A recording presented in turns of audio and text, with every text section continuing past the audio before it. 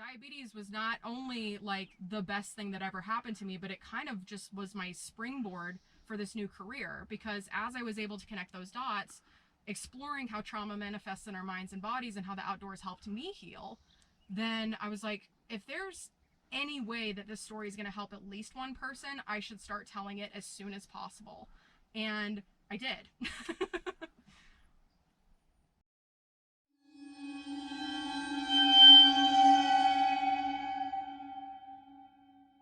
So, ladies, if you're still here, Doc Peace will be doing a spoken word performance during our virtual campfire next month. So, get ready. She's going to bring it.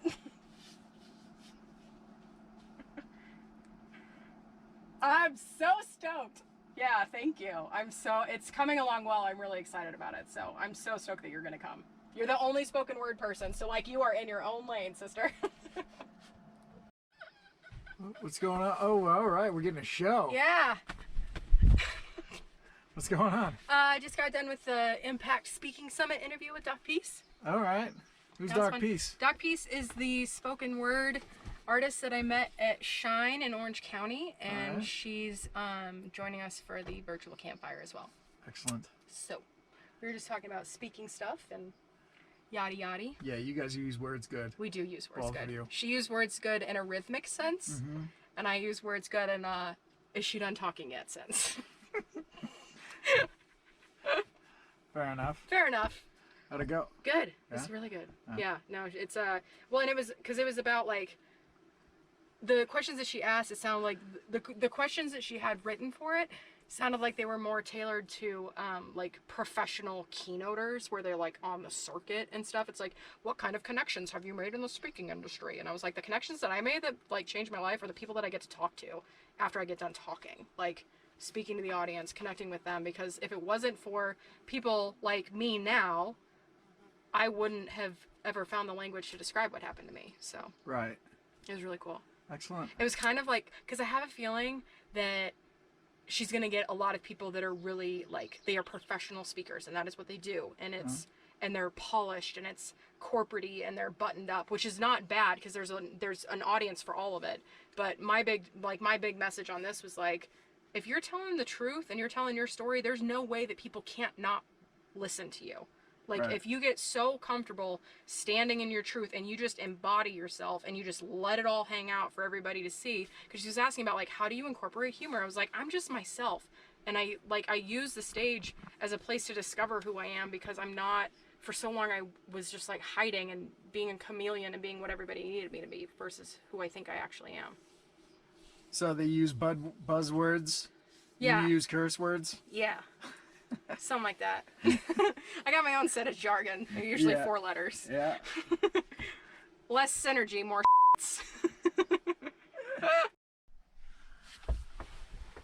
What you doing? Get ready for an interview with NPR. NPR, Yeah. like the National Public Radio. Is that what that stands for? Yeah. Yeah, those guys.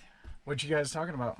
We're talking about the implications of national parks closing on organizations and individuals, like Hiking My Feelings. Excellent. Yeah. Are you gonna lay it down? Yeah, so I'm gonna talk about the workshop that got postponed and how that was kind of like the beginning of the end, and then if I have the opportunity to talk about how we're pivoting, then I'm gonna do that. But I think this is largely just about, like, from what I gather, the American Hiking Society lady was like, if you had a trip planned and your trip got canceled, like, tell us about that.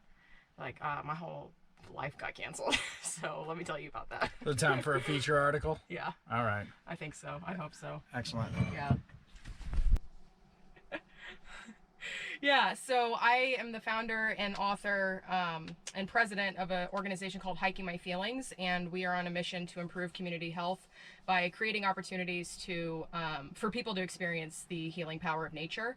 And we primarily work with folks who have survived some kind of trauma. My personal tie-in is I survived a sexual assault in college. And we work with folks that are either pre-diabetic, living with type 2 diabetes, and we work on diabetes prevention and management via outdoor wilderness wellness experiences. So for us particularly, my first cancellation was a workshop that I was hosting at Joshua Tree National Park in partnership with the Joshua Tree National Park Association about the work that we do, hiking and healing. Yeah, so I founded the organization back in 2018, and in the end of 2018, my husband and I sold everything we owned, moved into this van so we could keep overhead low. And last year in 2019, we toured the United States in this van, hosting 64 different storytelling events and 69 hikes around the United States to encourage people to get off the couch and onto the trail. We were in close communication with the Joshua Tree National Park Association, and they ended up canceling all of their programming because their partner, UC Riverside Extension, canceled all of their courses. So as a part of that network, they decided to follow suit, because most of the people that come out to Joshua Tree for programming are in their 50s, 60s, 70s, retired folks, and they wanted to be mindful of that and not spreading the virus. And for us, it was just that particular cancellation was a snowball effect. Shortly thereafter, like literally the next day, we canceled my entire book tour. We postponed our retreat across Catalina Island. We canceled our backpacking trip through Yosemite, Teton Glacier. Our entire business is built around introducing people to the healing power of nature when we can, preferably in national parks. So this was a complete just upheaval of everything we've built. And the first couple weeks after we postponed everything and canceled the book tour, I was just basically in the fetal position, because I realized like our organization is so young, and the reason that we were so successful so quickly was because we were prioritizing these in-person events outdoors, and we weren't online. Like, our online presence is a couple Instagram posts here and there to talk about what we're doing, but in general, all of the work that we do is face-to-face. And coming to grips with that and realizing that what we built and why it was so successful was now not going to be an option was a really difficult transition for us. And the thing that's a real bummer, though, and has been really interesting just to witness how this region is adjusting to shelter in place, in particular with how it pertains to outdoor recreation, is we're 4 miles down the road from one of the best hikes in this region, which is Three Sisters Falls in Cleveland National Forest. So the National Forest trails are open except for this one because it's so popular. The weekend that we got back from Joshua Tree, we had probably 100 cars come down the hill to get to the falls, which normal traffic during hiking season is maybe like 30-40 cars a day, and everybody was just trying to escape. And it was so packed, more than normal at this time of year, that the Forest Service had to shut down that trailhead and that trail. And now it's all taped off. If you get caught on that trail, it's a $5,000 fine and or up to 6 months in federal prison. So they're not messing around down here when they say don't stay on this trail. Well, what's unique about Hiking My Feelings and how we do our programming is there's a lot of guided self-discovery that goes along with it. And while that has traditionally been programming that we do in person, we are making the pivot to offer that online. So all of the framework for working through trauma in the outdoors, we can teach those skills before we even get outside, which I think actually might be one of the biggest blessings for our work, in that we can have people prepared, aware, we can build this community before we get outdoors. And then once we get on the trail, whenever that happens and we can gather safely in small groups, then we'll be able to get right into working through the things we've survived and the illnesses we're trying to manage, etc., instead of spending so much time on the trail doing the classroom, I'm doing air quotes, but you can't see me, the classroom work, because we will have already done that. So as far as things that they can do instead of hiking, I mean, walking around the neighborhood is how I started before I graduated to hiking trails. So that's still allowed and that's highly recommended. But I think as far as our particular programming goes, we're very fortunate in that the majority of it can be moved online, and that's what we're doing now. Coming at you live and direct from the Reggae Ranch Mountain, which we're going to be adding a little something special to. Yeah. The Hiking My Feelings Wilderness Wellness Center 1.0 will be right here. Yeah. This is our... We got a little wind. Yeah, so we thought we'd come see what it's like up here. I feel like the guy on YouTube who yells about the weather. Frankie McDonald. Yeah. We'll get you your own bobblehead. Nice. Awesome. All right, so we're gonna actually probably pick the secondary spot that we had picked out, because up on top of the hill it's just so windy. So I'll show you where we're going for Plan B.